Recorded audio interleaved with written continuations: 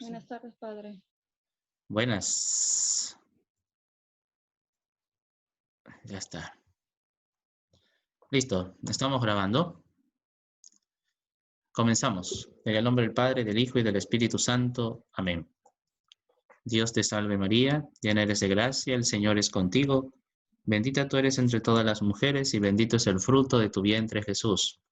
Santa María, Madre de Dios, ruega por nosotros pecadores, ahora y en la hora de nuestra muerte. Amén. María sin pecado concebida, ruega por nosotros que recurrimos a ti. Bueno, hermanos, buenas tardes a todos. Tengo aquí en mi computadora que son hasta ahora 18. Vamos a ver los que se conectan. Insisto que en lista tenemos alrededor de 50, pero hasta ahora yo no he visto a los 50. No he visto ni a 30. Así que no sé qué Padre, de la buenas vida. noches. Hola, buenas noches. Mi celular está fallando, no me puedo conectar. Por eso me estoy conectando por intermedio del celular de mi esposa. No hay problema.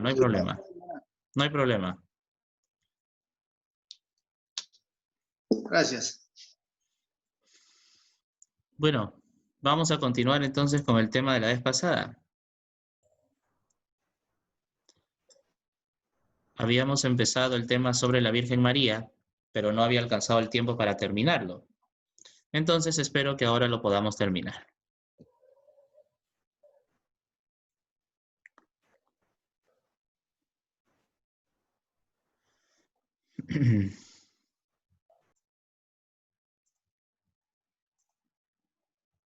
Ustedes pueden ver eso, ¿no? Sí. Ya, muy bien. Bueno, pues en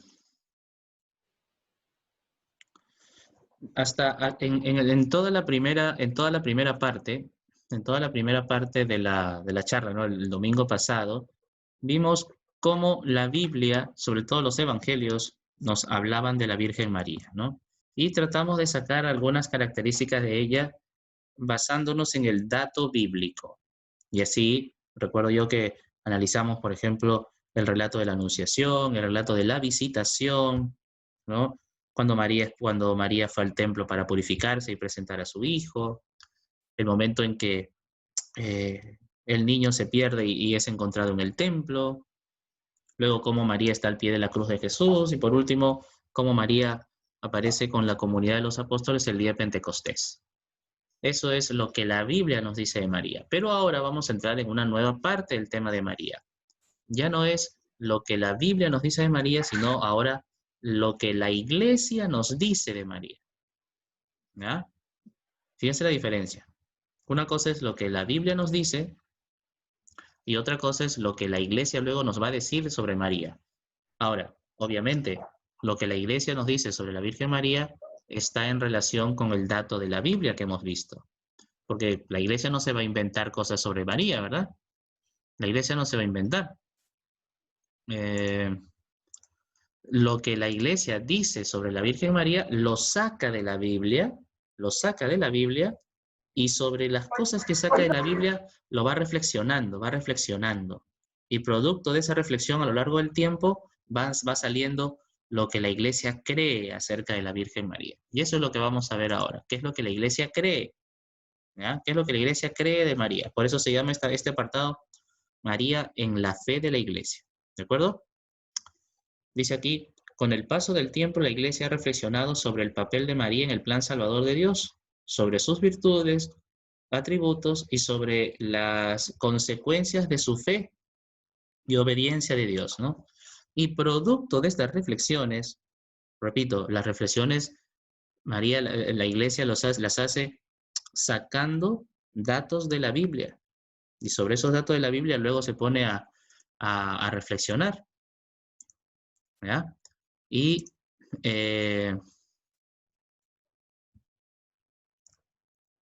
producto de esas reflexiones, la Iglesia ha proclamado, fíjense, 4 dogmas referidos a María y otros títulos con los que se habla de María también.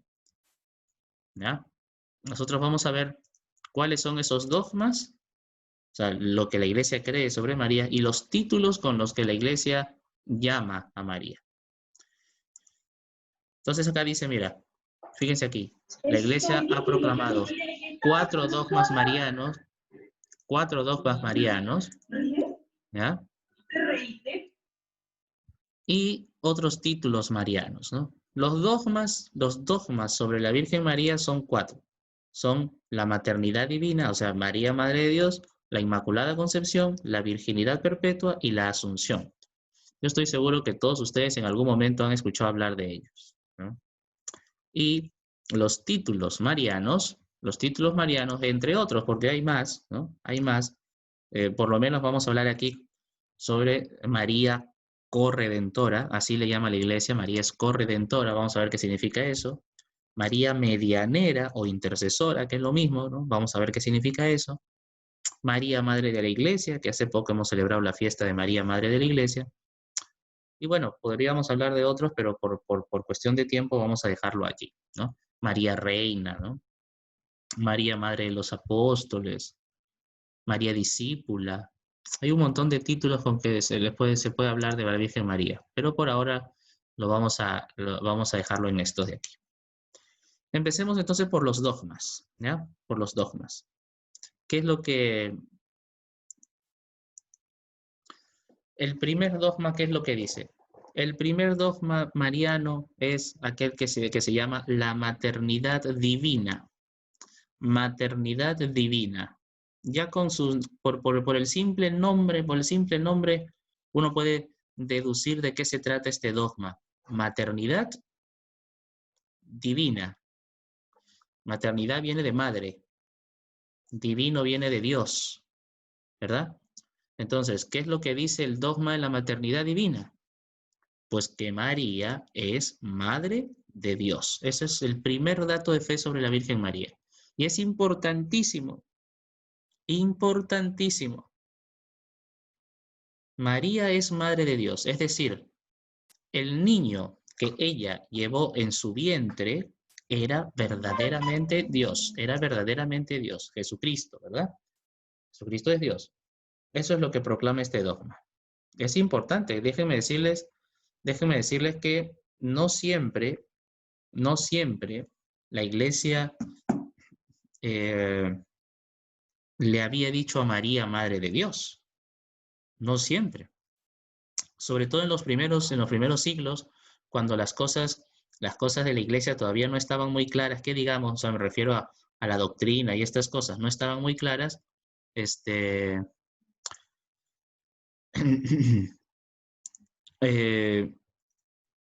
no se le decía abiertamente a María Madre de Dios, porque no estaba muy claro quién era ese ser que ella tenía en el vientre, ¿no? Era solamente hombre, era Dios, no estaba muy claro en los primeros años. Entonces, tenían mucho cuidado de decirle María, Madre de Dios. A lo mucho le decían Madre de Jesús, ¿no? Cuando todavía no se atrevían los cristianos a decir que Jesús era Dios, ¿no? Eso se fue desarrollando de a poquitos. Hasta que llegó un momento de la historia, ¿ya? En que sí, con todas las de la ley, se proclamó a María Madre de Dios, ¿no? Y a partir de allí podemos decir lo siguiente, ¿no? Quien estuvo en el vientre de María es Dios. Y como quien estuvo en su vientre es Dios, entonces es correcto decirle a María Madre de Dios, es Madre de Dios. Fíjense lo que dice el catecismo. Ahí hay una frase del catecismo. Aquel que ella concibió como hombre por obra del Espíritu Santo y que se ha hecho verdaderamente su Hijo según la carne, no es otro que el Hijo eterno del Padre, la segunda persona de la Trinidad. La Iglesia confiesa que María es verdaderamente Madre de Dios. Madre de Dios en griego se dice Theotokos, por eso aparece esa palabra allí. Theotokos pone el catecismo. Pero fíjense la idea, ¿no? La Iglesia confiesa que quien estuvo en el vientre de María es el Hijo eterno del Padre, la segunda persona de la Trinidad. Por lo tanto, es correcto decirle a María Madre de Dios. Eso es lo que dice este dogma. ¿De dónde sacó la Iglesia la idea de que María es Madre de Dios? obvio que les venía diciendo, muchas veces se saca del dato bíblico, de lo que dice la Biblia. Y nosotros hemos visto la semana pasada cómo, por ejemplo, cuando el ángel se le aparece a la Virgen María, ¿no? Cuando el ángel se le aparece, eh, le dice lo siguiente: concebirás en tu seno y darás a luz darás a luz un hijo, y el que nacerá será llamado el Santo de Dios, el Hijo de Dios, ¿no? O sea, el mismo ángel le está diciendo, el que va a nacer de ti será llamado Hijo de Dios. Ya, pues, ya con eso, ¿qué duda cabe, no? ¿Qué duda cabe? El mismo ángel está diciendo, Hijo de Dios. Eh, Cuando Isabel saluda a María también, ¿se acuerdan? Cuando se produce esta escena de la visitación. ¿Cómo es que Isabel saluda a María? ¿Cómo le dice? ¿Se acuerdan que lo hemos visto en el domingo pasado, los que estuvieron? Le dice, ¿de dónde aquí que la madre de mi Señor venga a verme? La madre de mi Señor, dice Isabel, ¿no? La madre de mi Señor. Entonces, ojo, que la palabra Señor en esa época solo estaba dedicada a Dios. En esa época era distinto que nosotros, ¿no? Porque nosotros, no sé, pues la palabra Señor a veces la usamos mucho para llamar a la gente, ¿no? Con mucho respeto. Mira, ese Señor, ¿no? Pero en esa época la palabra Señor solamente estaba dirigida a Dios. Entonces, cuando Isabel le dice a María, la madre de mi Señor ha venido a verme, lo que está diciendo es que es madre de Dios, pues, ¿no? Y luego hay otro texto que no lo vimos nosotros la semana pasada, pero que es importantísimo. Está en la carta a los Gálatas. Esto lo escribió San Pablo. ¿Qué dijo San Pablo? Cuando llegó la plenitud del tiempo, Dios envió a su Hijo. Dios envió a su Hijo, nacido de mujer, refiriéndose a María, ¿no? Entonces, fíjense, todos estos textos nos dicen dos cosas. Primero, que Jesucristo, ¿ya? Era Dios, y el Hijo del Padre. Jesucristo era Dios. Y segundo, que ese Dios nació del vientre de María. Y precisamente por eso es legítimo decirle a María, pues, Madre de Dios, ¿no? Madre de Dios. Acá hay una frase del Papa Benedicto. ¿Se acuerdan del Papa Benedicto? Ese tipo era muy sabio, muy sabio. Era teólogo, pues, ¿no? Muy inteligente. Y un día, hablando de este tema, dijo lo siguiente, ¿no? Jesús es verdaderamente Hijo de Dios. Fue engendrado por Él. Jesús fue engendrado por Dios. Y al mismo tiempo es hijo de una mujer, de María, ¿no? Viene de ella. Jesús es de Dios y de María. Por eso, la madre de Jesús se debe llamar Madre de Dios. Hermosa frase del Papa Benedicto, ¿no? Y aquí viene otro asunto. Del dogma de María, Madre de Dios, derivan todos los demás dogmas y títulos con los que la Iglesia honra a María. Por eso hemos empezado por este. Una vez que la Iglesia proclamó que María es Madre de Dios, entonces a partir de allí se desarrolló toda una reflexión, toda una teología sobre María y empezaron a aparecer los otros dogmas y los otros títulos. Todos ellos se basan en esta idea principal. Porque María es Madre de Dios, entonces viene lo siguiente. ¿Ven? A ver, ¿alguien tiene alguna duda sobre esto que acabo de decir? Existe una fiesta litúrgica durante el año, ¿ya? En la que se celebra precisamente este dogma, así se llama, la maternidad divina de María. Lo que pasa es que mucha gente no conoce porque es una fecha un poco complicada. ¿Quién me dice qué día del año se celebra a María, Madre de Dios? A ver, les doy un premio. El 8 de diciembre. No, no es el 8 de 13 diciembre. de mayo. 13 de mayo. No, tampoco. No. Porque nosotros celebramos en 8 de diciembre es la Inmaculada Concepción y 13 de mayo es la Virgen de Fátima. Yo estoy diciendo qué día del año se celebra a María, Madre de Dios, así con ese título, o sea, este dogma, ¿no? María, Madre de Dios. ¿Alguien? 30 de agosto. 30 de agosto, no, 30 de agosto es Santa Rosa.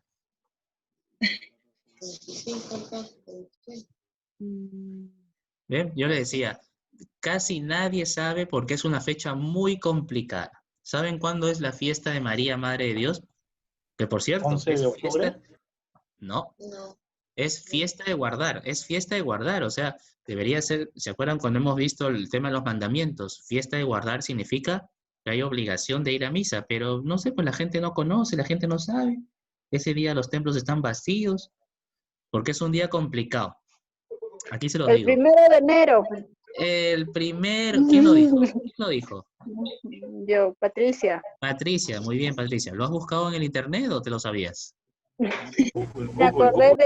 Me acordé que usted en la misa dijo que ese día se celebraba. Así es. Muy bien, muchas gracias, Patricia. Exacto. La fiesta de María, Madre de Dios, es el 1 de enero, pero comprenderán pues que el 1 de enero la gente está en otra. Ujú. La gente está resaqueada, la gente está durmiendo. Nadie se acuerda de que ese día es una fiesta importantísima. El año comienza proclamando que María es Madre de Dios, precisamente. Es hermoso. Bueno, pasamos al siguiente dogma. La Inmaculada Concepción. Este es más conocido. Este sí se celebra el 8 de diciembre, pues. 8 de diciembre.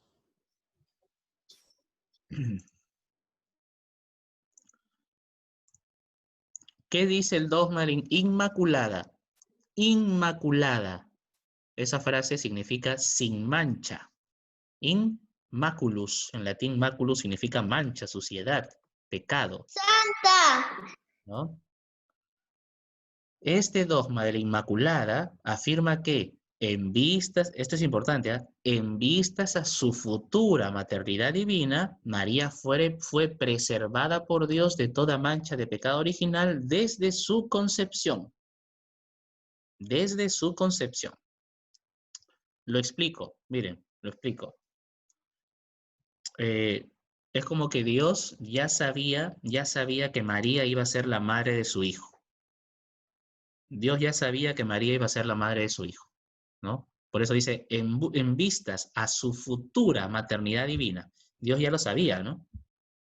Entonces, es como que Dios hubiese pensado, oye, mi hijo no va a ir a vivir 9 meses en un vientre que esté sucio, manchado por el pecado. No sería digno. Entonces, ¿qué hizo Dios? A María la preservó de esa mancha de pecado original con la que todos nacemos, ¿no? La preservó. Como María iba a ser madre de su hijo, Dios le quitó el pecado original. La hizo sin pecado original. Porque iba a ser la madre de Dios, ¿no? Para que su hijo luego no vaya a vivir pues en una casa, en un vientre, sucio, ¿no? Tiene que ser algo distinto, digno del Hijo de Dios. Entonces, de aquí nace este dogma de la Inmaculada Concepción. Y se llama Inmaculada Concepción porque lo que la Iglesia dice de María es que ella fue preservada del pecado original desde su concepción, o sea, desde que ella fue concebida, desde que María fue concebida por sus papás, ¿no? O sea, desde que María existe como persona, desde ese momento fue preservada del pecado original, ¿no? Eso es lo que significa. Entonces, lo que pasó aquí es que Dios hizo con María una excepción. Dios hizo con María una excepción. ¿Por qué una excepción? Porque todos sabemos que todos los seres humanos nacemos con el pecado original. Todos los seres humanos nacemos con el pecado original. Hasta los santos, ¿ya? En realidad el pecado original se nos borra con el bautismo. Pero en el caso de María, Dios hizo una excepción. A ella ya la hizo sin pecado original. Sin pecado original, ¿no? Porque iba a ser la madre de Dios, repito. Fíjense lo que dice el catecismo. Para ser la madre del Salvador, para ser la madre del Salvador, o sea, en vistas a que iba a ser madre de Dios, ¿no? Para ser la madre del Salvador, María fue dotada por Dios con dones a la medida de una misión tan importante. Fue dotada con dones, con regalos, a la medida de una misión tan importante. ¿Cuál sería esa misión tan importante que hizo que María le diera regalos especiales a ella? ¿No? ¿Cuál sería esa misión tan importante? Pues el hecho de ser madre de Dios, precisamente, ¿no? El ángel Gabriel en el momento de la anunciación le saluda como llena de gracia. Así le dice, eso lo hemos visto nosotros la semana pasada. El ángel le saluda diciendo llena de gracia. En efecto, para poder dar el asentimiento de su fe al anuncio de su vocación, era preciso que ella estuviese totalmente conducida por la gracia de Dios. Acuérdense que nosotros hemos dicho la semana pasada que la gracia y el pecado son como el agua y el aceite, no se pueden mezclar. Si ella es llena de gracia, entonces no tenía pecado. Esa es la idea. Ese es el dato bíblico, ¿no? El dato bíblico principal para este dogma es la manera como el ángel la saluda, ¿no? Le llama llena de gracia. Si es llena de gracia, entonces no había pecado en ella. Yo repito, la gracia y el pecado no pueden estar juntos. Si hay gracia, no hay pecado. Si hay pecado, no hay gracia. Cuando uno comete un pecado, por ejemplo, cuando nosotros cometemos cualquier pecado, lo primero que pasa es que la gracia de Dios la perdemos, desaparece. Cuando uno se confiesa, se borra el pecado, otra vez llega la gracia. Pero nosotros no estamos llenos de gracia. Tenemos un poco de gracia, llenos no. En cambio de María, sí, desde llena de gracia, la gracia se la salía por las orejas. No había lugar al pecado, pues allí, ¿no? Y ojo, el dogma de la Inmaculada Concepción significa también la ausencia de cualquier falta moral, es decir, de cualquier tipo de pecado, no solamente el pecado original. Dios la preservó de pecado original, pero ella luego durante toda su vida se mantuvo lejos del pecado, porque era llena de gracia, ¿no? Esto es lo que significa el dogma de la Inmaculada. Espero que se entienda.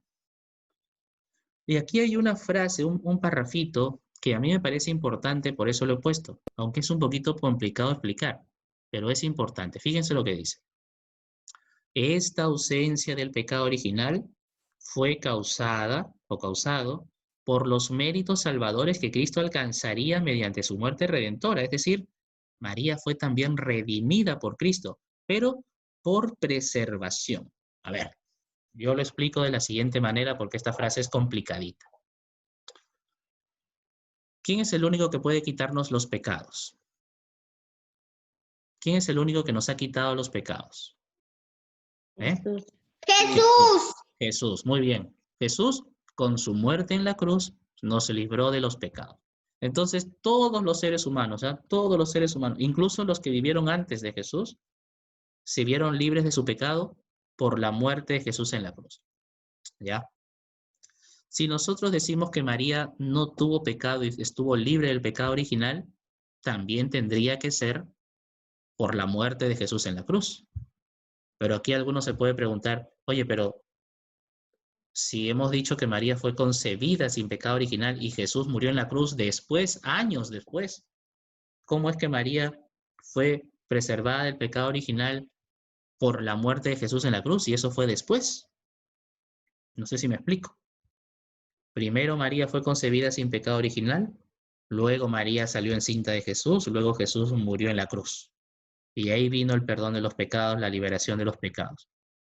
Entonces, ¿cómo se puede decir de que precisamente por la muerte de Jesús en la cruz, incluso María fue librada del pecado original? Si María ya estaba libre del pecado original antes que Jesús naciera. ¿Me explico?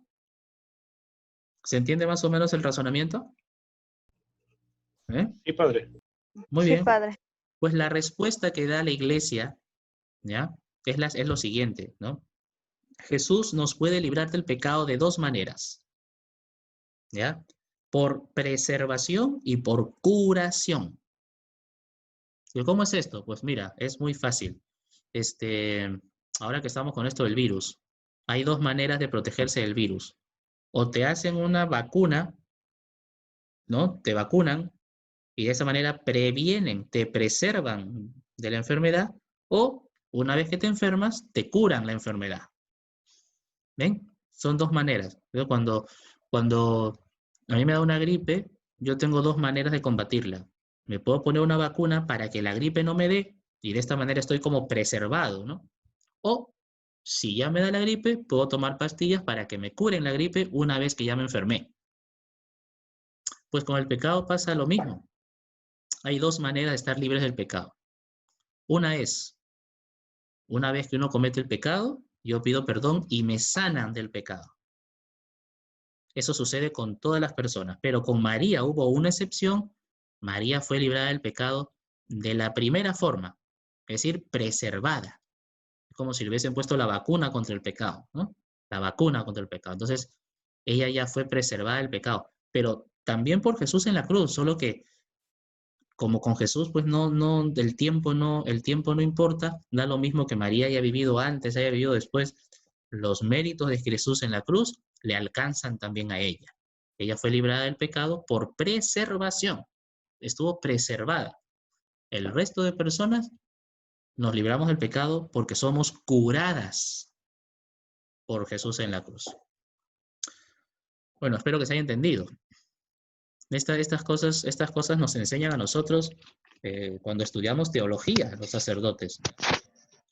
Yo se los enseño porque ustedes también están en formación, ¿no? Es la catequesis, ustedes tienen que saber todas estas cosas. Tercer dogma.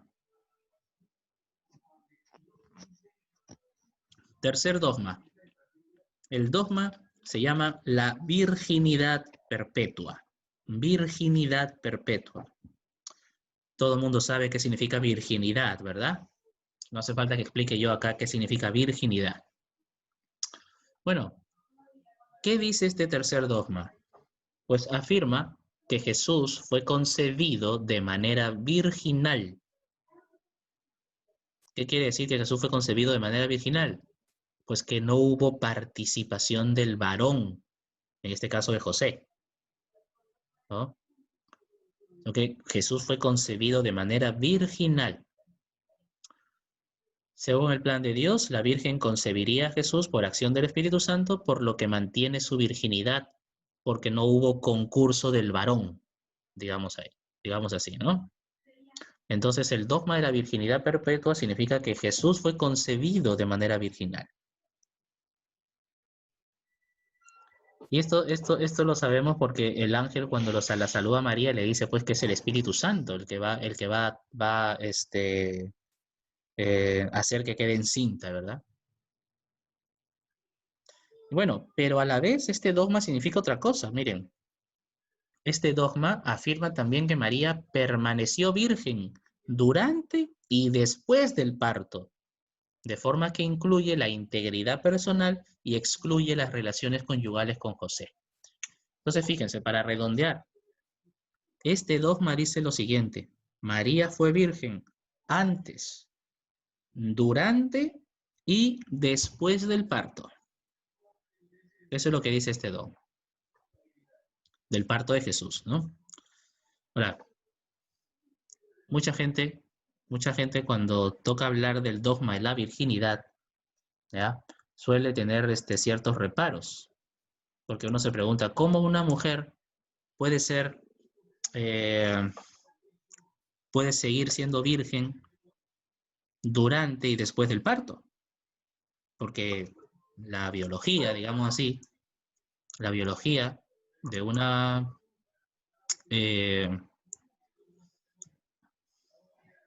mujer cambia en el parto, ¿verdad? ¿Me explico? Mucha gente tiene un poco de problemas al entender este dogma. Así, bueno, oye, ¿cómo puedes decir que María siguió siendo virgen durante y después del parto si para dar un parto, para tener un parto, mínimo necesitas no ser virgen? Si no, ¿por dónde sale la criatura? ¿No? O por último, ¿no? En un parto, una mujer normalmente deja de ser virgen. Pero bueno, el hecho es que este dogma dice, pues María fue virgen antes, durante y después. Ahora vamos a ver qué significa, ¿no? Vamos a ver qué significa. Una cita del Catecismo: la profundización de la fe en la maternidad virginal ha llevado a la Iglesia a confesar la virginidad real y perpetua de María, incluso en el parto del Hijo de Dios hecho hombre, ¿no? Incluso en el parto. Uno puede pensar luego, a ver, ¿cómo hizo Dios para que Jesús saliera del vientre de María de manera natural? Porque no va a decir, pues bueno, María le hicieron cesárea. No, María en ese tiempo no había cesárea ni nada por el estilo, ¿no? ¿Cómo hizo Jesús o cómo hizo Dios para hacer que Jesús saliera del vientre de María y María siguiera siendo virgen? Porque eso es lo que dice el dogma, ¿no? Pues, Dios puede hacer todo, pues, y Dios es todopoderoso, ¿no? Pero bueno, vamos a ver las explicaciones que la Iglesia ha dado a estas cosas. Que María fue virgen antes del parto, ¿no? Ojo, ¿qué dice el dogma? María es virgen antes, durante y después del parto. Antes, durante y después. Ahora, que María fue virgen antes del parto, eso es más fácil de saberlo porque la misma Biblia llama a María virgen, ¿no? El ángel se le apareció a una joven virgen, dice así la lectura. Entonces, suponemos virgen, ¿no? Lo dice la Biblia no nos va a mentir. Pero sabemos que la concepción de Jesús fue virginal también por las palabras del ángel. Acuérdense lo que hemos leído la semana pasada. El Espíritu Santo vendrá sobre ti, le dice el ángel a María. Y es el Espíritu el que te cubrirá con su sombra. No hubo participación de varón en la concepción de Jesús.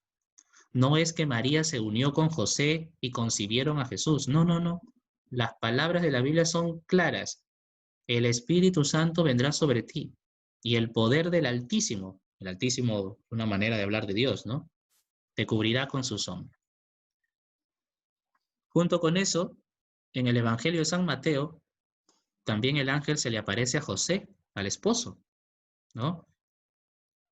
Y le dice, por si acaso, tu mujer va a estar embarazada, pero no te preocupes, porque lo concebido en ella es obra del Espíritu Santo. Lo dice la Biblia. Esto es mucho más fácil de aceptar porque la Biblia lo atestigua, ¿no? El dato bíblico es claro. María fue virgen antes y Jesús fue concebido de manera virginal sin participación del varón. Lo dice la Biblia. A la Biblia le tenemos que creer, pues. Porque ya si decimos no, pero lo de la Biblia no es cierto. Oye, ya si dices que lo que dice la Biblia no es cierto, ya pues te estás tirando abajo todo, pues. ¿En qué te apoyas, no? Ahora, algo más complicado es lo siguiente. La virginidad de María en el parto, en el momento del parto, ¿qué significa? Pues implica que el nacimiento de Jesús se dio sin dolor y manteniendo la integridad corporal de la Virgen. Manteniendo la integridad corporal de la Virgen. ¿Se entiende qué significa manteniendo la integridad corporal? ¿Se entiende? ¿A qué me refiero con la integridad corporal de María? A que no dañó ninguna parte de su cuerpo, ¿no? Como, por ejemplo, para que nazca el niño Jesús. Exacto, muy bien. ¿Y qué parte del cuerpo a qué parte del cuerpo se refiere específicamente esto? ¿Lo intuyes?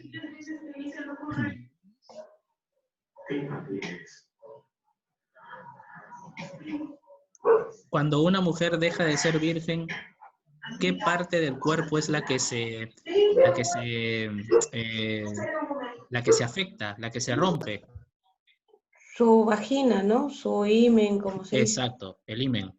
Entonces, cuando aquí dice que el parto de Jesús fue manteniendo la integridad corporal de María, ¿ya? Lo que se está diciendo, muy bien, Esther Evelyn, así es. Lo que está diciendo esto es que María siguió siendo virgen, pues, incluso durante el parto, que no se dañó nada, no se rompió nada, ¿no? Ahora, ¿cómo puede ser eso? Pues miren, los teólogos de la Iglesia han explicado este asunto de muchas maneras. Y yo les he puesto aquí algunas explicaciones que son las que más me gustan a mí, son las más bonitas. Yo siempre parto de la idea, ¿no? ¿Dios tenía el poder de hacerlo de esa manera? Sí, porque Dios lo puede todo. Entonces, si tenía el poder de hacerlo de esa manera, de obrar un milagro con María, ¿por qué no lo pudo hacer? ¿No? La explicación de la iglesia o de los teólogos es la siguiente. Por ejemplo, acá hay un teólogo que dice lo siguiente, ¿no? Así como el cuerpo resucitado de Cristo salió sin romper los sellos del sepulcro, ¿no? El día de la resurrección, de modo semejante salió a la existencia sin romper el sello virginal de su madre. Hermoso. Esta frase es hermosa. Pero hay una más bonita todavía, dicha por el Papa San Pío X. El hijo salió de ella, no de su madre, salió de su madre, como el rayo del sol pasa por un cristal, sin romperlo ni mancharlo. ¿Ven? Esto es casi poesía, oye. Y esta última, Jesús se desprendió de ella como el fruto maduro se separa de la rama que le ha comunicado la savia, sin esfuerzo, sin angustia, sin agotamiento. San Jerónimo. Ahora, la virginidad después del parto significa que María, después de dar a luz a su hijo primogénito, ¿no? Sabemos que fue virginalmente, permaneció siempre virgen hasta el final de sus días en la tierra, sin tener contacto alguno con varón y en consecuencia sin engendrar otros hijos. Eso significa después del parto. Virgen antes, durante y después del parto, ¿no? Mucha gente piensa que María luego tuvo más hijos, por ejemplo, ¿no? Porque en la Biblia hay partes en donde se dice, oye Jesús, tus hermanos te buscan. Entonces, ahí se está diciendo que Jesús tuvo hermanos, por lo tanto María tuvo más hijos. Algunos dicen eso, sobre todo algunos protestantes, ¿no? Lo que pasa es que muchos hermanos protestantes lo que no saben es que en arameo, la palabra hermanos, lo que se traduce en castellano por hermanos, también puede significar primos, cuñados, vecinos, amigos, porque el arameo el hebreo es un idioma muy cortito, tiene muy poquitas palabras, entonces con una palabra a veces tienen que designar un montón de cosas. No es como en el castellano que nosotros tenemos una palabra para el hermano, el primo, el cuñado, el sobrino. En arameo no. Cuando llaman hermanos de Jesús, ¿no? Tus hermanos te buscan, puede ser tus parientes, tus vecinos, tus amigos. No necesariamente por esa frase uno puede decir, María tuvo más hijos. No. ¿No? Lo que dice el dogma es que María siguió virgen. ¿Alguien tiene alguna duda, alguna pregunta hasta aquí? A ver, vamos a hacer una pausa.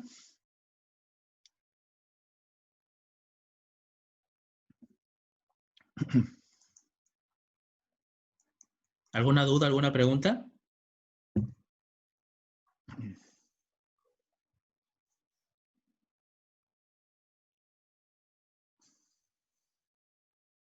Nada. Seguimos entonces. Cuarto dogma. Eran 4 dogmas, acuérdense, 4 dogmas. Cuarto dogma. La Asunción de María. La Asunción de María. Un premio al que me dice cuándo se celebra todo el año, qué día se celebra la fiesta de la Asunción de María. Esto es más fácil, ¿eh? Sin buscar en internet, ¿eh? No sean vivos. ¿Alguien sabe?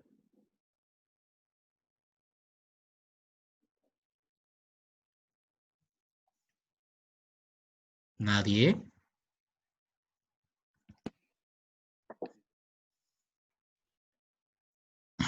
¿Cuándo se celebra en el año? ¿Qué día del año se celebra la Asunción de María?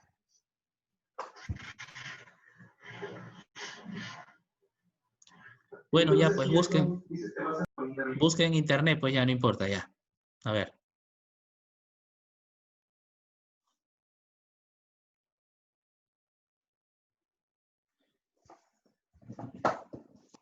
Yo tengo el premio. Acá está el premio. Al que me diga.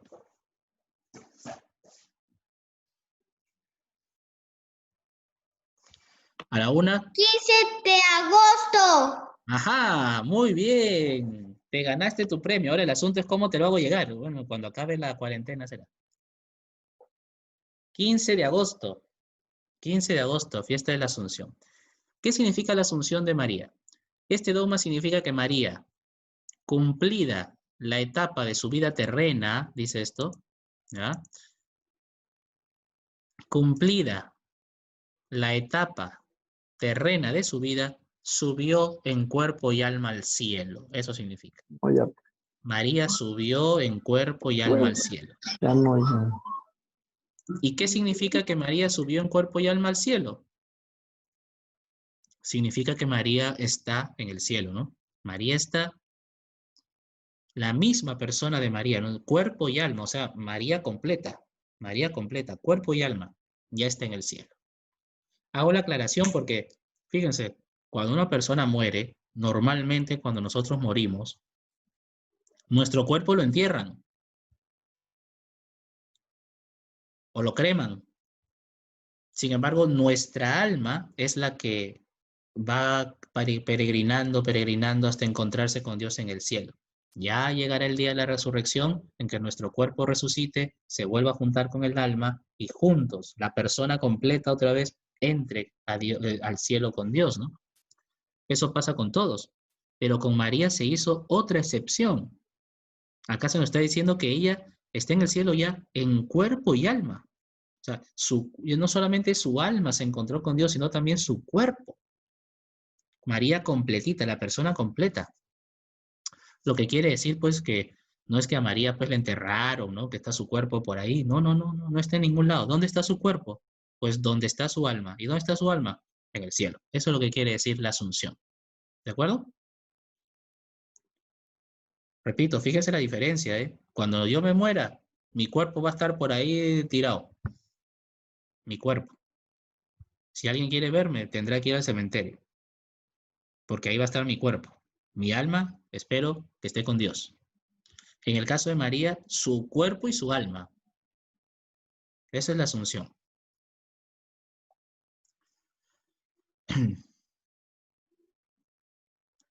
A ver. La Asunción de María. Esto otra frase de Benedicto XVI. La Asunción de María se justifica por el conjunto de los dogmas marianos. Miren lo que dice el Papa Benedicto. Dice lo siguiente. La Inmaculada Concepción, la Anunciación, la Maternidad Divina y la Asunción son etapas fundamentales íntimamente relacionadas entre sí, con las que la Iglesia exalta y canta el glorioso destino de la Madre de Dios, pero en las que podemos leer también nuestra historia. ¿Qué es lo que está diciendo el Papa aquí?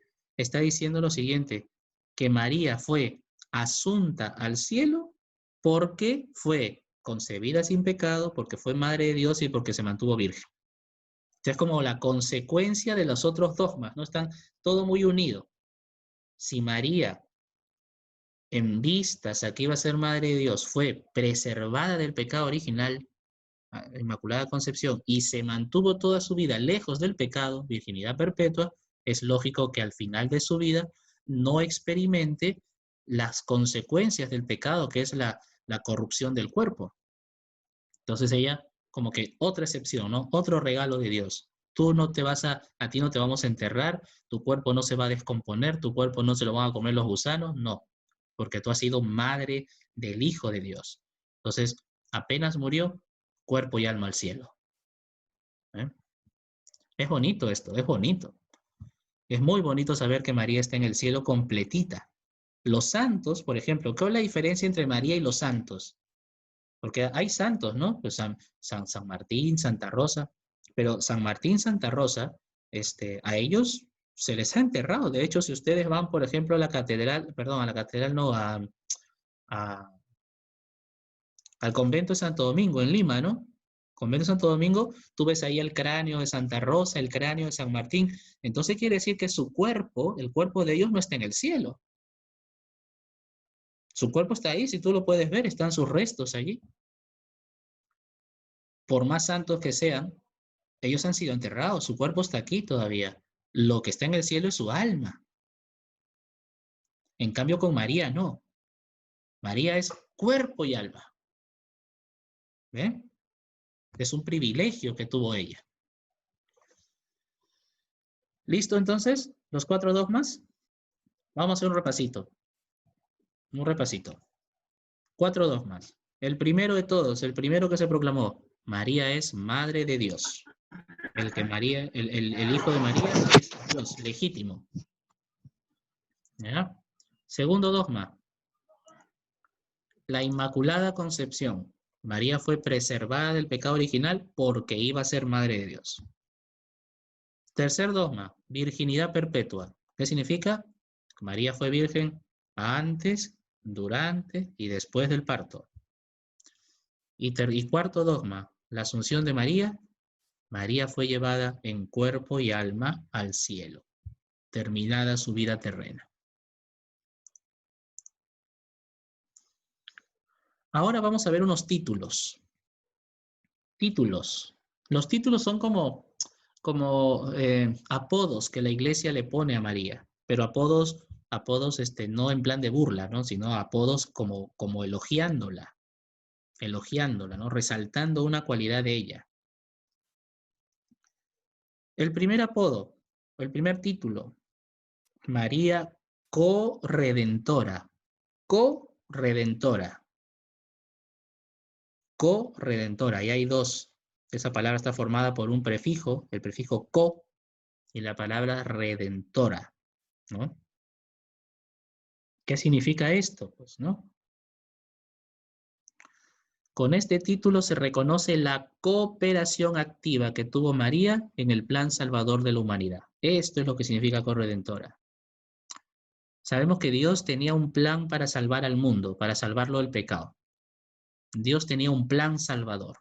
Ese plan salvador implicaba que su hijo se hiciera hombre, muriera en la cruz, etc. Ese era el plan de Dios.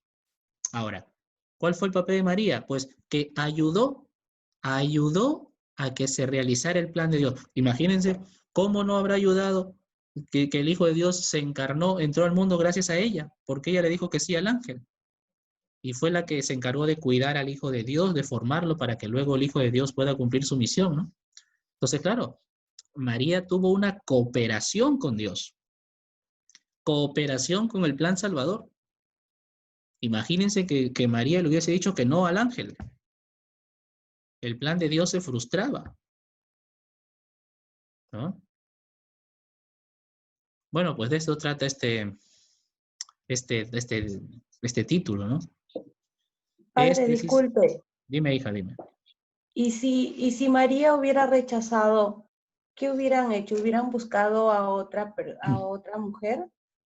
¿Cómo será? Mira, no sé. Ya ahí nos estamos metiendo en la cabeza de Dios, pues, ¿no? Ya tratar de adivinar qué es lo que Dios hubiese hecho, ya es difícil, ¿no? Entonces yo diría dos cosas. Mira, yo diría dos cosas. Primero, Dios sabía a quién escogía. Dios sabía que a quién escogía. O sea, no escogió cualquiera, ¿no? Escogió a una mujer que lo amaba sobre todas las cosas, ¿no? Y que ya de hecho estaba como destinada porque ya estaba concebida sin pecado, ¿no? Entonces, de alguna manera Dios fue preparando, aunque siempre Dios respetaba la libertad de María, ¿no? Pero por otro lado, especulando, ¿no? María hubiese dicho que no. Bueno, de repente Dios hubiese encontrado la manera de ejecutar su plan, ¿no? Dios hubiese encontrado la manera de ejecutar su plan si en caso María hubiese dicho que no. Pero como te digo, esto es como especular demasiado, ¿no? Dios sabía a quién escogía, pues, ¿no?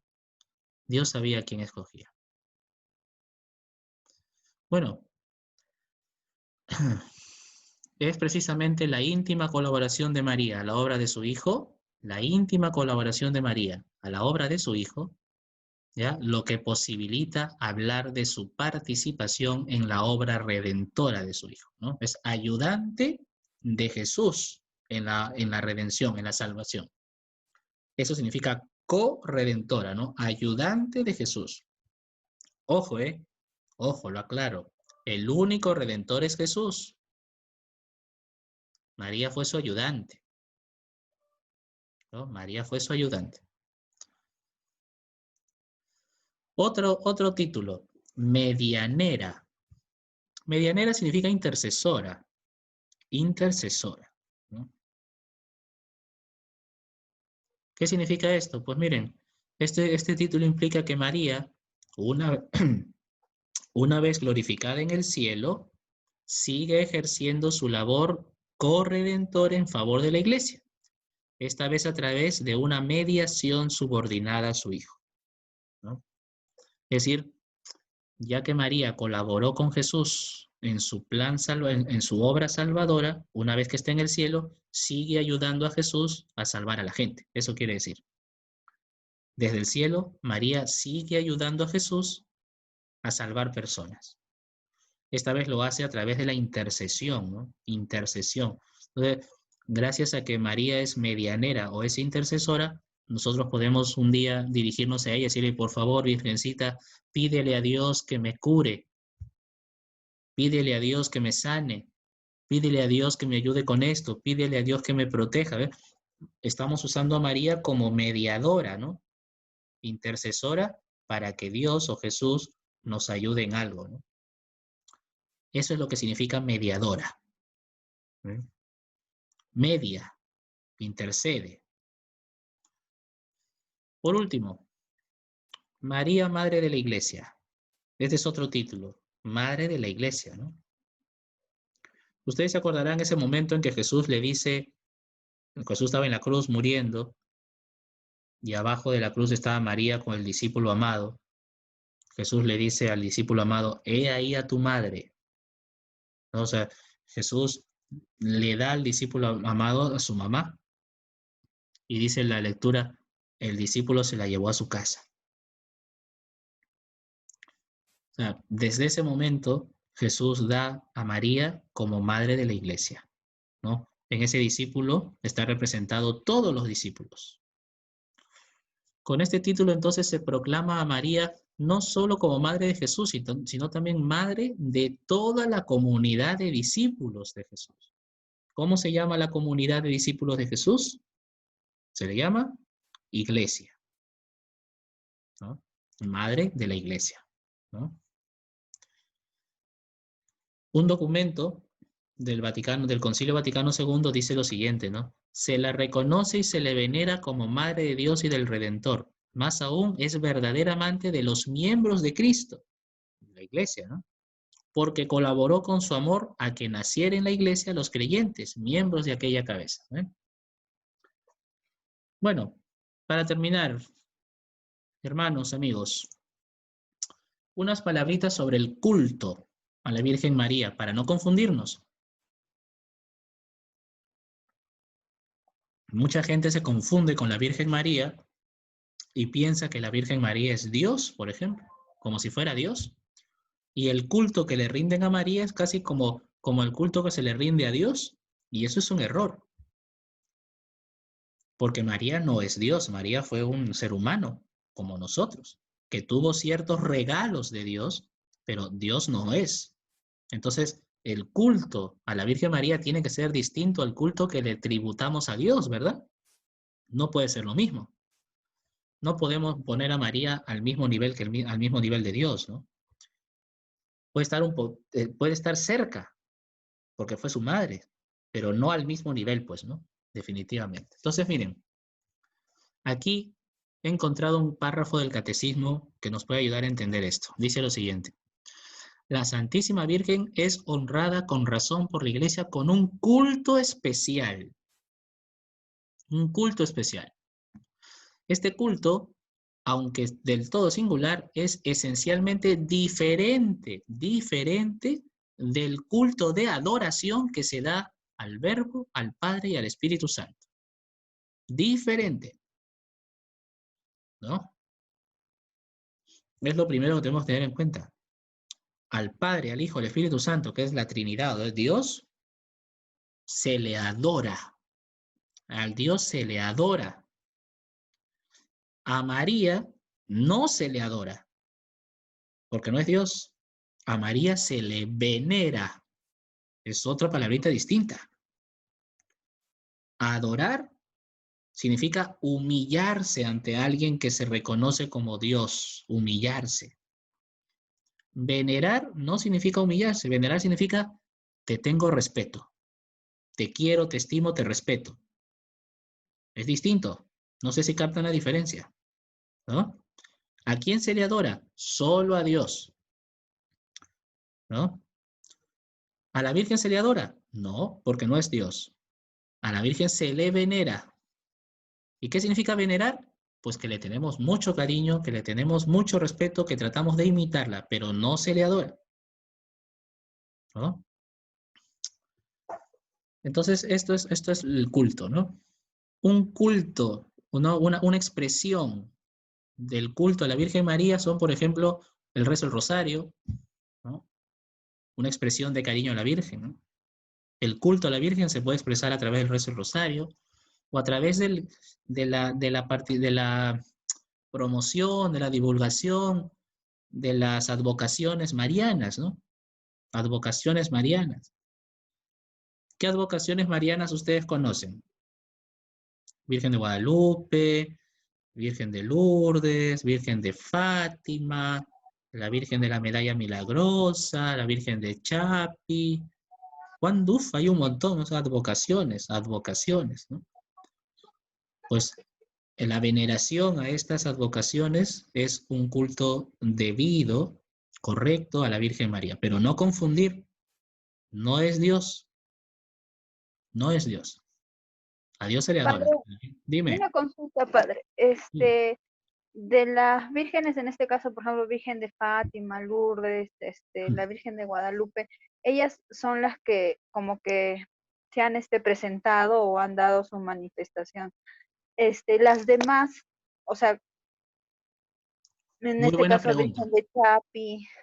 Buena pregunta. Mira, las advocaciones marianas tienen dos orígenes. Hay dos tipos de advocaciones marianas. Unas han nacido porque la misma Virgen se ha presentado en un lugar. Y eso ha estado probado, estudiado y reconocido por el Vaticano después de un estudio de años. ¿Ya? El Vaticano tiene un equipo de científicos y de médicos y de expertos que se encargan de analizar si es verdad que la Virgen se ha aparecido en un lugar o no. Y al final hay algunos sitios donde el Vaticano ha dicho, sí, definitivamente es real, aquí la Virgen se ha aparecido. Y ahí nace una advocación mariana. Las otras advocaciones no han nacido porque la Virgen se ha aparecido, sino porque la gente de un lugar específico le llama a María de una manera muy, muy singular, propia del lugar. Propia del lugar, ¿no? Entonces, a ver, en Ica, por ejemplo, donde soy yo, en Ica, la Virgen más famosa es la Virgen de Yauca. Yauca es un pueblito que queda saliendo de Ica por el desierto, Yauca, ¿no? Entonces, ahí se encontró una imagen de la Virgen,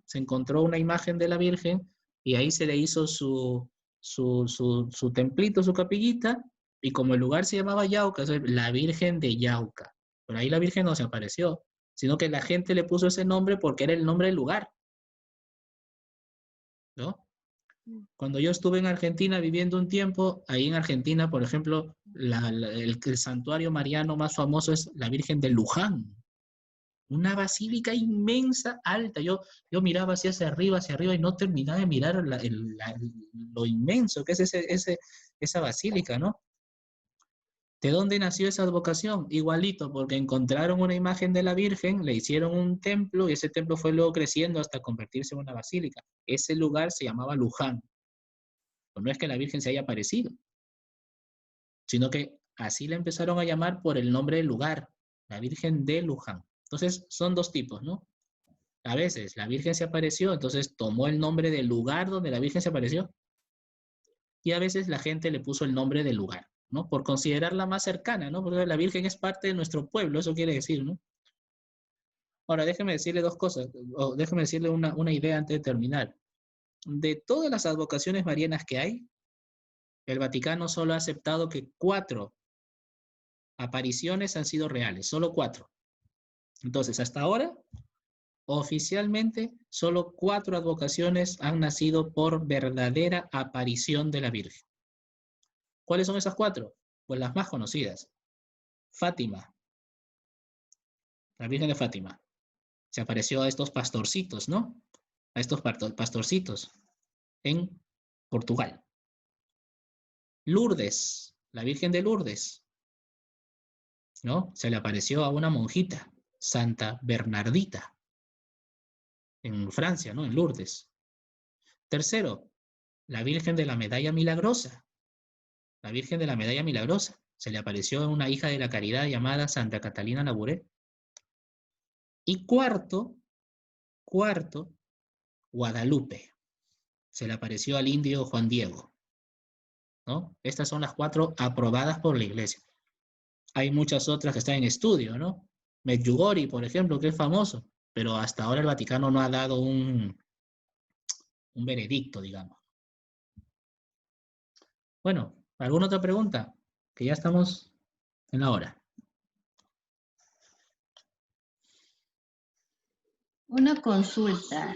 Nos decía que a la Virgen hay que venerarla, ¿y eso incluye arrodillarse a la imagen de la Virgen? Mira, muy buena pregunta. Muy buena pregunta. Una persona solo se puede arrodillar ante Dios. Una persona solo se puede arrodillar ante Dios. O sea, una postura típica de la adoración es precisamente estar de rodillas, ¿no? Por eso ustedes se habrán dado cuenta que en las misas, cuando el sacerdote levanta la Eucaristía, la gente se arrodilla. Porque la Eucaristía es Dios, ¿no? Ahí la gente se arrodilla. Ahora, hemos dicho que la adoración solamente es dirigida a Dios. Por lo tanto, uno se debería arrodillar solo a Dios. Ahora, que hay gente que se arrodilla a la Virgen. Bueno, yo no tengo problema en que la gente lo haga siempre y cuando no confunda. Y no crea que a la Virgen también la está adorando, ¿no? Eso puede ser un gesto de cariño, así como, por ejemplo, yo me le declaro a mi enamorada, me pongo de rodillas, ¿no? Pero no la estoy adorando, ¿no? Sino que es un gesto de cariño. Si la gente no se confunde, entonces está bien. Pero si se va a prestar a confusión, yo prefiero que no. ¿No? Yo digo que eso se presta a confusión. Se presta a confusión y podemos confundirnos nosotros y confundir a la gente, porque ustedes han escuchado que, por ejemplo, algunas sectas, algunos hermanos separados, suelen decir, los católicos adoran imágenes. Sí. Porque a veces ven gestos raros nuestros, como por ejemplo que nos arrodillamos ante una imagen. La gente se confunde, ¿no? Ahora, miren, por ejemplo, yo he puesto aquí la foto, no sé si ustedes la pueden ver, del Papa. Aquí se ve. La foto del Papa, lo está tocando la imagen de la Virgen de Fátima. ¿Ven? La está tocando. Yo muchas veces le he dicho a la gente, ¿sabes qué? No, mejor no hacer eso, porque la gente va a pensar que luego con tocar la imagen a mí me va a pasar como que si la imagen es sagrada, a mí se me va a pegar un poquito de lo sagrado y me voy a quedar como bendito tocando, ¿no? Pero eso suena como a mágico, como si fuera magia. No funciona así las cosas, ¿no? Si yo quiero estar bendito, lo primero que tengo que hacer es confesarme y portarme bien y comulgar. Esa es la manera, pero no tocando. Es como pensar que la imagen, un pedazo de yeso, tiene poderes. Yo a la gente le digo que no se confunda, que no lo haga. Pero viene el Papa, este Papa tiene la costumbre de tocar. Es una costumbre muy latinoamericana, ¿no? Como se nota que este es argentino, ¿no? Los europeos no hacen eso, por ejemplo. Pero el Papa sabe de qué se trata. O sea, el Papa no lo hace pues adorando a la Virgen, ¿no? Ni adorando imágenes. Es como un gesto de cariño, ¿no? Como que yo tengo acá la foto de mi abuelita que murió. Tengo la foto de mi abuelita que murió. Entonces, hola viejita. ¡Mua! Oye, pero mi abuelita no es la foto, ¿no? O sea, mi abuelita está en el cielo. Pero es como un gesto de cariño, ¿no? A mi abuelita arriba, pero a través de la fotito. Algo así, ¿no? Yo toco una imagen, pero siempre sin confundirme. La imagen es eso y eso. No es la Virgen, no es un santo, eso está en el cielo. Es un gesto de cariño. Por eso el Papa a veces toca, pero estoy seguro que el Papa no lo hace sabiendo pues que va a obtener un milagro solamente con tocar, ¿no? Esa es la idea. ¿De acuerdo? Pero preferible no hacerlo, ¿no? Sí, para no confundirse, mejor no. Y para no confundir a la gente.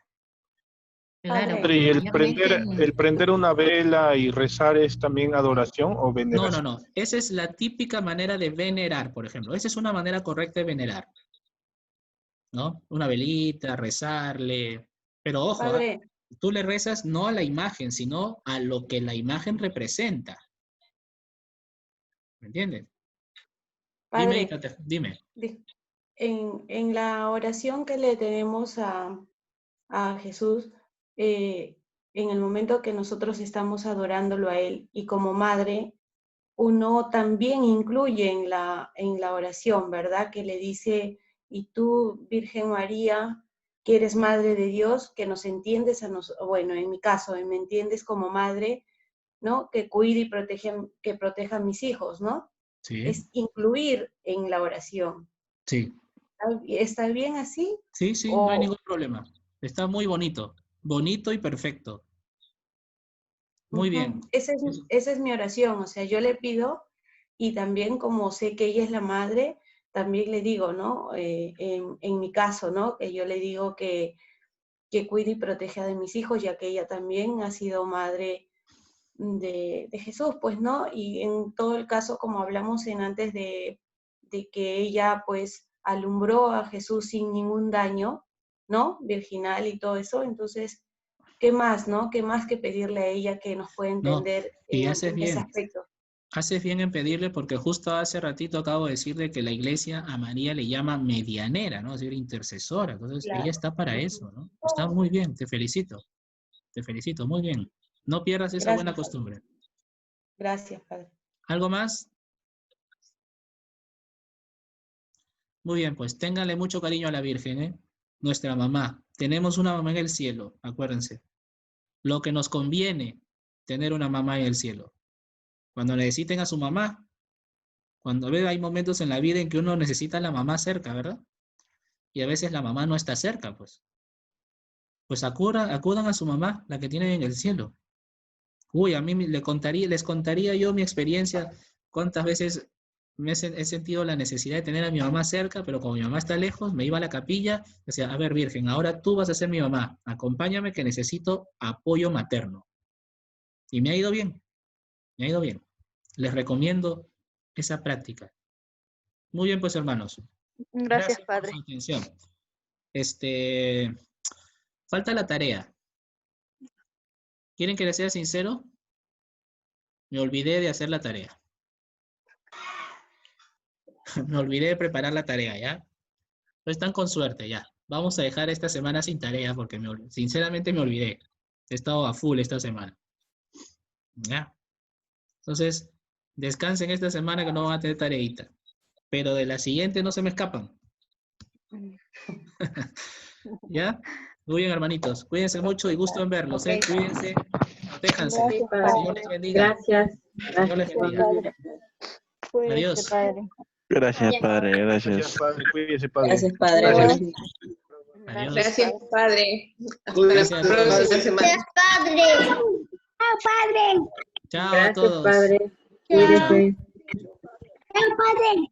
Gracias, Padre, gracias. Chao, padre.